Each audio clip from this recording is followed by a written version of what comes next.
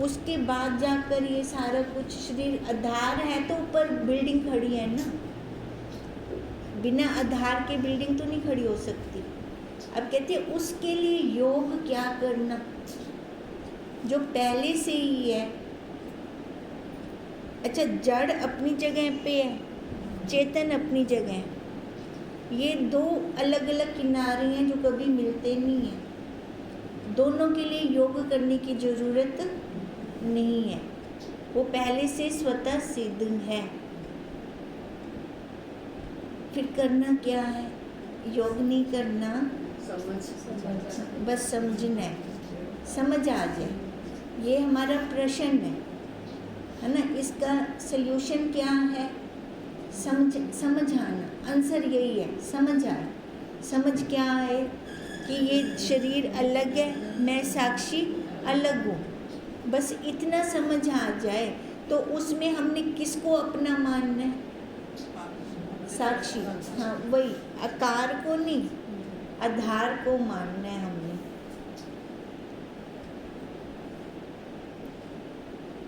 अब एक कारण एक कार्य है ना, हर एक का उन्होंने कारण बता दिया।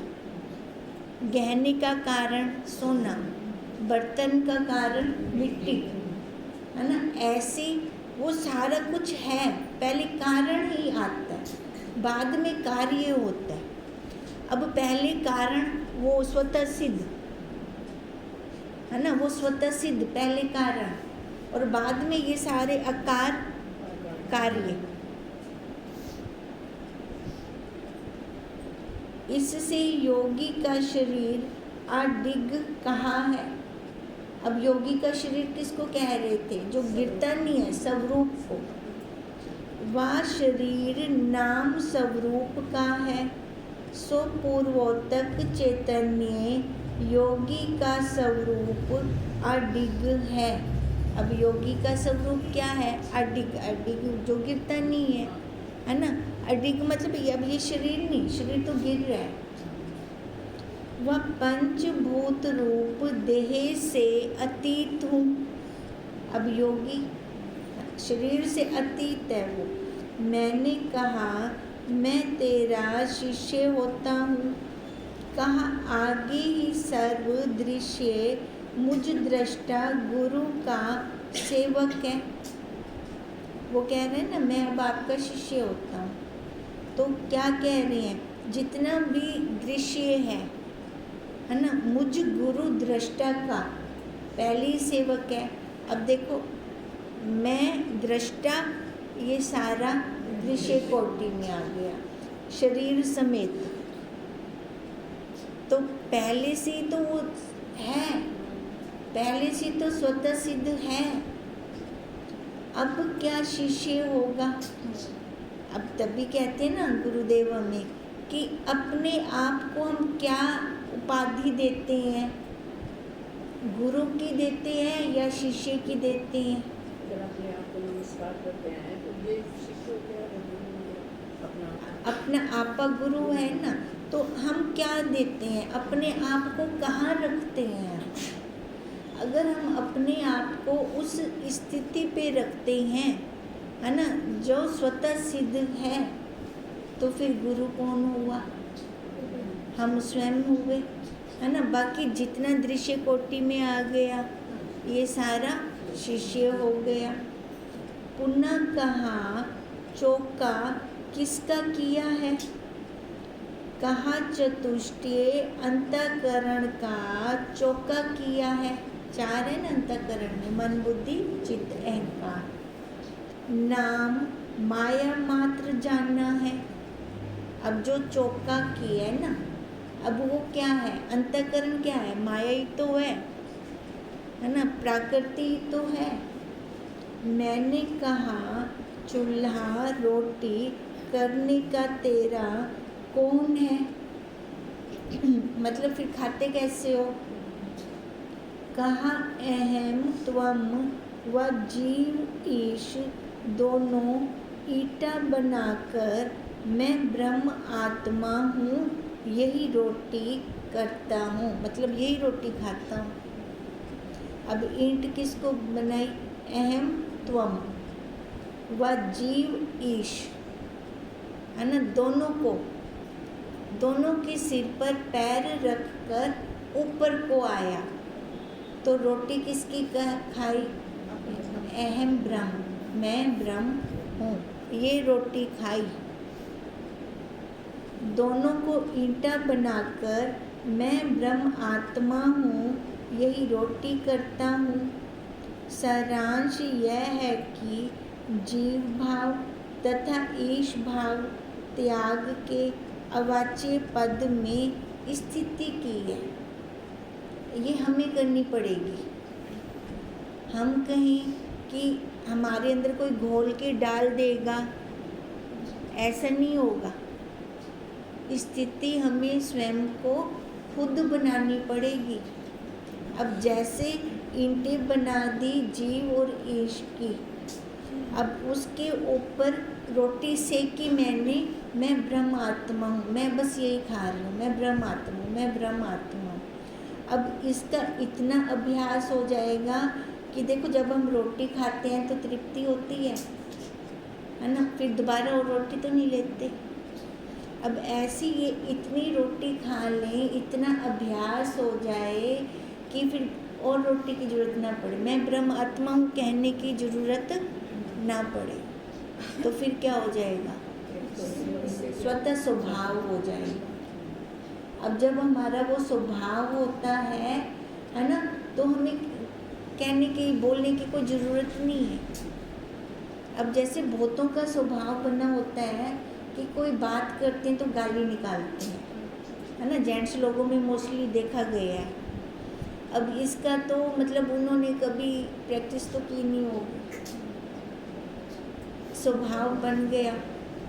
अब ऐसी ये जब हमारा स्वभाव हो जाए, अभी एक बार मैंने ये रोटी खा ली अहम ब्रह्म आत्मा की, अब जब ये तृप्ति होगी ना, फिर मेरे को रोटी खाने की ज़रूरत नहीं पड़ेगी। रोटी फिर भूख तब लगेगी जब मैं वहाँ से बाहर आऊँगा, है ना, जब मैं उसके अंदर तृप्त हूँ, फिर भूख नहीं लगेगी ना। जब तृप्ति होती है तो फिर हम नहीं खाते। जब भूख लगती है ना, कभी फ्रूट उठा रहे होते हैं, है ना, कभी छोले उठा रहे होते हैं, कभी कुछ उठा रहे होते हैं, इनको प्राणों को देना है, भूख लग रही है। अब जब ये बाहर जाएगी वृत्ति, फिर ये उठाएगी, कभी माला उठाएगी, कभी तप करेगी, कभी हवन क्रिया करेगी, है ना, या फिर कभी उसमें आएगी अपने, जब वहाँ से इतना ज़्यादा आनंद नहीं आया इसको, फिर अपने स्वरूप अहम ब्रह्मस्मि फिर वही करेगी। उसके बाद जब उसको तृप्ति हो जाएगी, बोला क्या चीज़ दी लोड़ कहनी, फिर वो तृप्त है, वो आत्मा तृप्त है। उस आत्मा को किसी चीज़ की ज़रूरत नहीं है। अब रोटी खानी है तो कौन सी खानी है? मैं ब्रह्म हूँ, ये रोटी खानी है। मैं ब्रह्म आत्मा हूँ, यही रोटी करता हूँ। सारांश यह है कि जीव भाव तथा ईश भाव त्याग के अवाच्य पद की स्थिति की है। मैंने कहा अन्न तेरा क्या है?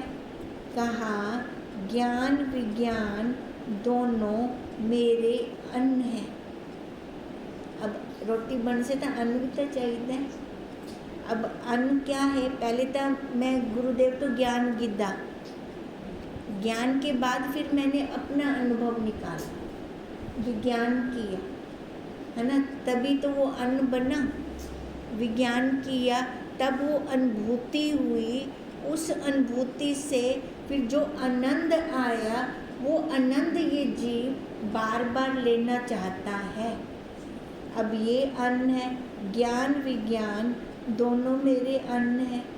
पूछा खाना तेरा क्या है? कहा विज्ञान। खाएंगे किसको? अनुभव को, जो हमारा प्रैक्टिकल होगा उसको खाएंगे। कहा विज्ञान खाना है। मैंने कहा ईंधन ईंधन तेरा क्या है? कहा सर्व भोगों की आचाहना, भी किसी भी भोग विलास की इच्छा ना हो, तभी वो रोटी बनेगी। अगर इच्छाएं हैं विषयों की, वासनाओं की, तब वो रोटी नहीं बन सकती। आचाहना ईंधन है, सर्व भोगों की आचाहना ईंधन है। मैंने कहा भगवान को भोग क्या लगाता है? देह अभिमान प्रत्यक आत्मा भगवान को भोग लगाकर स्वरूप हुआ हूँ। अब भगवान को क्या दिया? देह, अहंकार, है ना, भोग यही लगवाना है। हे परमात्मा तू मेरा अहंकार ले ले,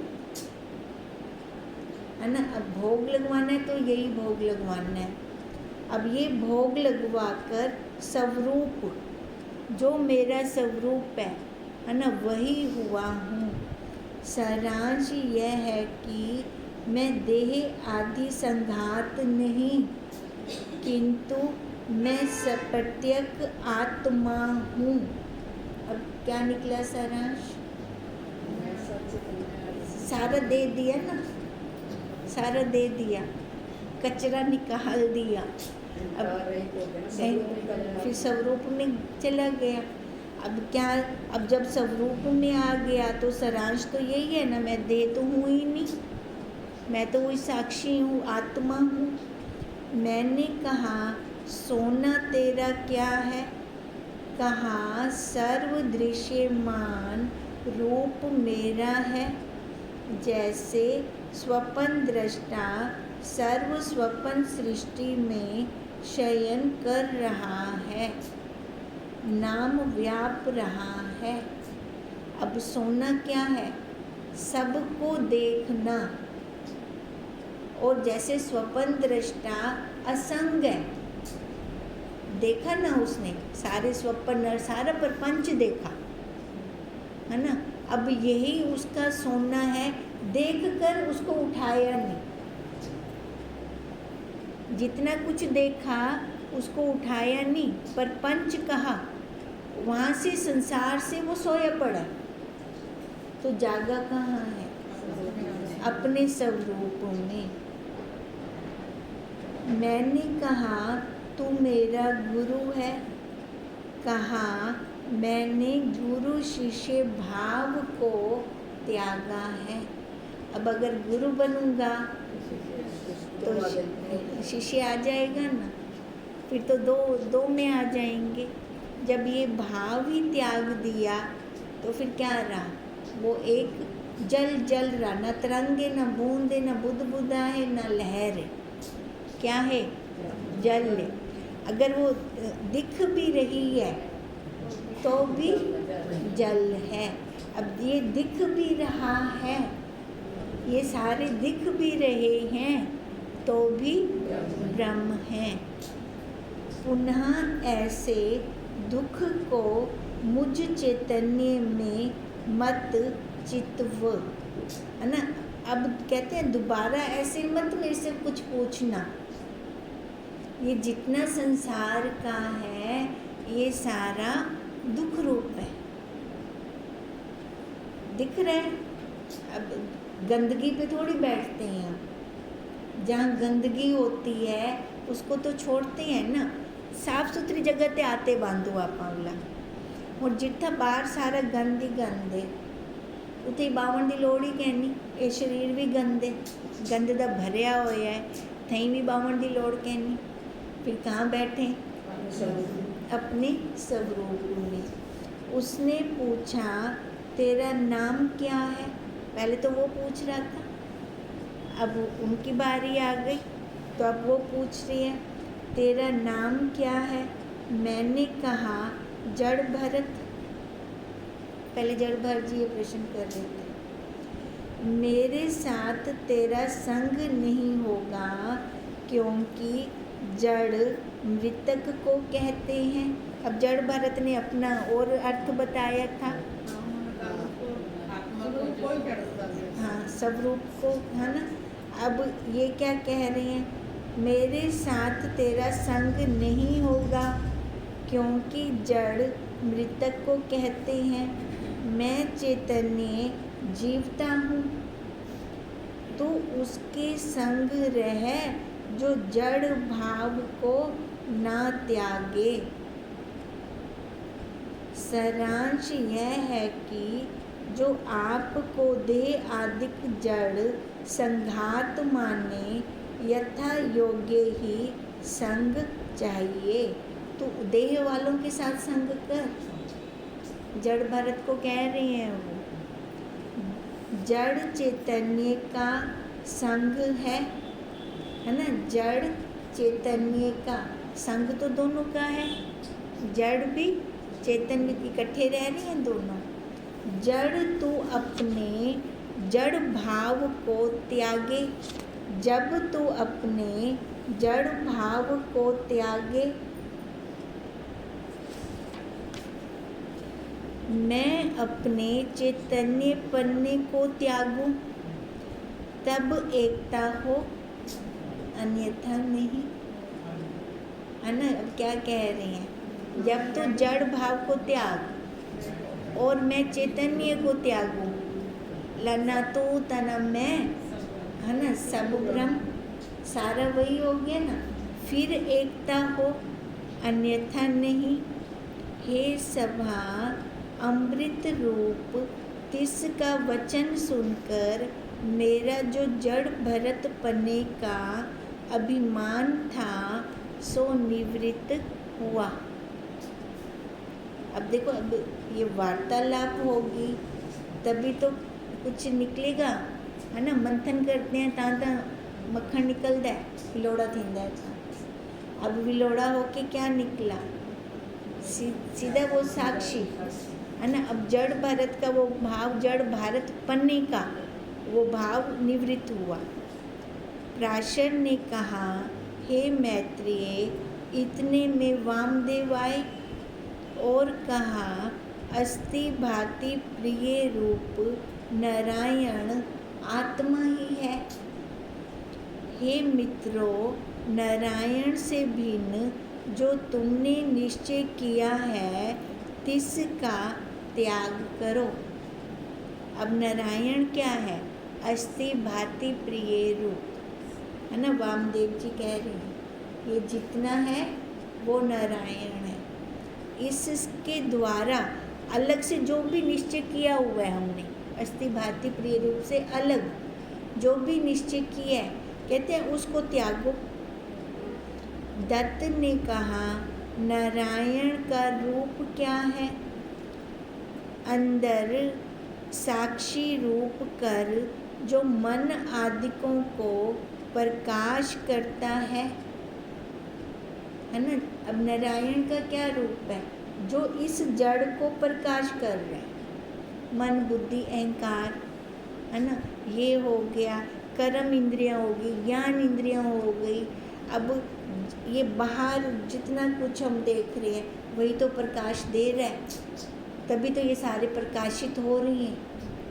नहीं तो इसके अंदर क्या हिम्मत, इस जड़ के अंदर क्या हिम्मत, आंख के अंदर क्या हिम्मत कि इनको देख सके, नाक सूंघ सके, कान सुन सके, त्वचा स्पर्श कर सके, है ना।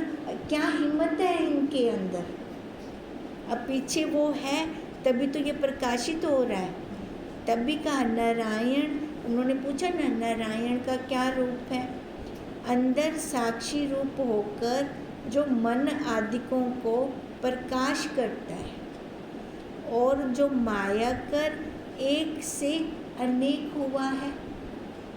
माया कर एक से अनेक, अब माया कर वो बिंब एक से अनेक हुआ, है ना। प्रतिबिंब हो गया ना अनेक, बाल्टी में कितने हो गया, माया करके आधार तो एक था ना उसका, पर वास्तव से एक ही है।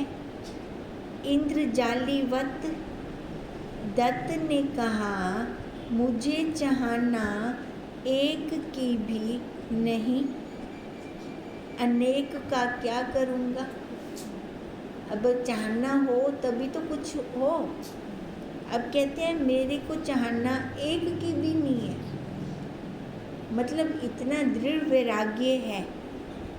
तो कहते हैं अनेक का क्या करूँगा। कपिल ने कहा जो सर्व तू ही है तो एक अनेक भी तू ही है। अब सूरज एक है, उसका प्रतिबिंब अनेक है। अब सूरज क्या कहेगा, ये सारे प्रतिबिंब मेरे हैं, क्या कहेगा, वहाँ बोलेगा ही नहीं। वो उसको तो ये लगेगा ये मैं ही हूँ, है ना। सूरज को तो ये लगेगा ना मैं ही हूँ। अब जैसे वो जो छोटे छोटे शीशे नहीं लगे होते, बंदा एक खड़ा होता वो कितने सारे अपने रूप लिख दे। अब वो अलग अलग थोड़ी होते हैं, क्या होता है एक ना। अब वो कह रहा है ऐसे ही तू ही है तो एक अनेक भी तो तू ही है। वो एक अनेक जिन्हें विच वंड बने वो सारा वो ही तो है, अलग थोड़ी है। पुनः दुर्वासा आए पर अहंकार रूपी अग्नि में जलता था। उनको गुस्सा जाता है ना। दुर्वासा ने कहा सर्व भजन गोविंद का करो, नहीं तो सर्व को भस्म करूँगा।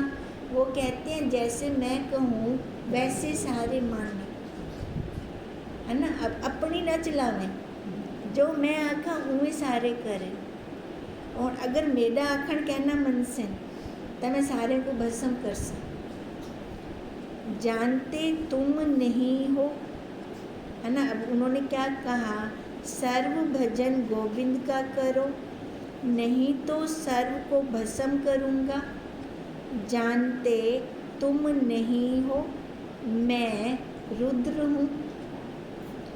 दत्त ने कहा रुद्र रुदन को कहते हैं, इससे रुदन कर। दुर्वासा ने कहा हे दुष्ट, मैंने सुना है कि तूने सर्व संसार को भ्रष्ट किया है। भी सबको तूने साक्षी पे पहुंचा दिया, है ना। देवी देवताओं से तो छुड़वा दिया। सब संसार को तूने भ्रष्ट किया है। पहले तुझे भस्म करता हूँ। भी तू ही सारा ये फ्लाई, हाँ तो ज़्यादा ये शिकवा कर दिए, है ना। पहले मैं तेरे को भस्म करता सब तो पहले। दत्त ने कहा घट के आदि माटी, अंत माटी, मध्य माटी, अपने फूटने में घट को क्या भय है। मटका, है ना, पहले भी मिट्टी आई, मध्य विच मटका बन गया तो क्या है तो मिट्टी। बाद तुमको तोड़ देसी तां भी वो मिट्टी थी वैसे, है ना। अगर मटका टूटता भी है तब भय क्या है। अब उनका कहने का क्या मतलब है। हाँ बाद में पहले भी वो साक्षी था, है ना, बीच में भी वही साक्षी है, अंत में भी वो साक्षी है ना। अगर तू भस्म कर भी देगा तो मेरे को कोई भय नहीं है, मैं तो फिर भी हूँ। जैसे तरंग के आदि भी जल है, मध्य भी जल है और अंत भी जल है, तो तरंग के निज परिचिन स्वरूप के फूटने में क्या भय है तो वही, तो उसको कोई भय तो नहीं है। तैसे ही इस पंचभूत रूपी देह के आदि में भी चैतन्य आत्मा है, अंत में भी चैतन्य आत्मा है और मध्य में भी चैतन्य आत्मा है। शरीर के भस्म होने से क्या भय है, वो तो पहले ही भस्म थींदा वेंदा है। अगर तू कर भी देसी तो उहदे नाल क्या भय है। मैंने तुझ सहित सर्व नाम रूप प्रपंच को ऐसा भस्म किया है कि वह भस्म भी नहीं मिलती। और मैं तेरे तो पहले ही भस्म कर बैठा, हाँ तो क्या कर सी, मेरे को तो वो भस्म भी कहनी मिल दी हूँ। जैसे स्वर्ण तथा जल आदि सम्यक दृष्टिवान पुरुष ने भूषणों को तथा फैन बुद्ध बुदे तरंग आदिकों को भस्म किया है। किसने? जो सम्यक दृष्टिवान पुरुष है ना, उसकी भूषणों पे दृष्टि नहीं जाएगी, सीधा सोना देखेगा। तरंग आदिकों पर उसकी दृष्टि नहीं जाएगी, सीधा उसको जल दिखेगा। नाम अत्यंत अभाव जानता है, तैसे ही अस्थि भांति प्रिय रूप आत्मा से पृथक नाम रूप प्रपंच का सम्यक अपरोक्ष बोध कर ऐसा भस्म किया है मानो तिसका अत्यंत अभाव बना है। अब है ही नहीं, अभाव हो गया। सम्यक एक बार जान लिया, फिर नाम रूप आकार का अत्यंत अभाव हो गया, भाव बना ही नहीं है। अब तो क्या भस्म करेगा? मैंने पहले ही भस्म किया है। यह निश्चय जिसको है सोई नाम रूप से भ्रष्ट है। अब देखो, उन्होंने कहा था ना, तू पहले देखो भस्म करना, तू सारे को भ्रष्ट किती। अब आगे भ्रष्ट क्या किते? भ्रष्ट अब जिसको अपने साक्षी स्वरूप पे दृढ़ता है वही है ना। अब तू मेरे को क्या भस्म करेगा? अब पहले से ही तो मैंने सारा ही भस्म कर रखा है, मेरे को तो वो भस्म भी नहीं मिलती। ओम